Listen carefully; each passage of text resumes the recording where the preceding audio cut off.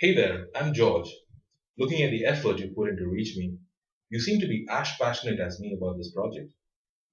A little about communicating on the moon. It's just not the same on the moon as on Earth.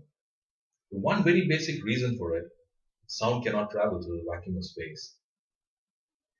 In my last moon mission with the Space Exploration Center, we faced certain problems, which have since become case studies for us. I'll share one such example with you.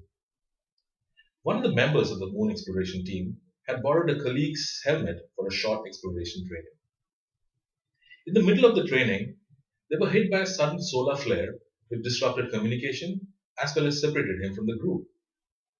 Because his helmet orientation was faulty, it became even more difficult to pinpoint his exact location. It was 12 hours before the search team around the training area found him. This goes on to show the importance of wearing the proper communication equipment while venturing out of base.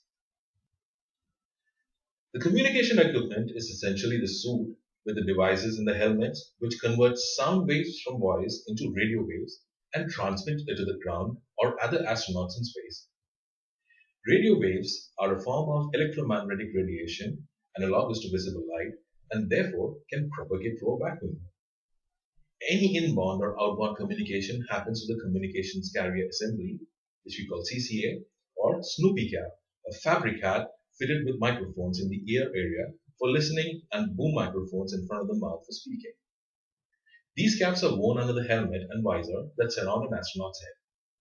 The following are important points to remember. Choose your helmet size carefully and wear only your allocated helmet. The caps cannot be adjusted once the visor of the helmet is in place and the astronaut is out of the moon base, which means that if the microphones shift, communication quality can decrease. Avoid jerky movements of the head when wearing the helmet. It can shift the microphone. Avoid staying out of the base for long durations to prevent drinking feeding problems caused by the interfering boom microphone. And finally, maintain the suit heat checks to ensure sweating does not happen as it affects the performance of the electrical and mechanical parts of the CCA. To contact base, a few other generic guidelines must be followed. Keep updated with the proper frequencies for channel communication. Passwords are critical for proper authorizations. Real-time communication between astronauts and the space station is impractical because of communication lag, but text messages are a more feasible option.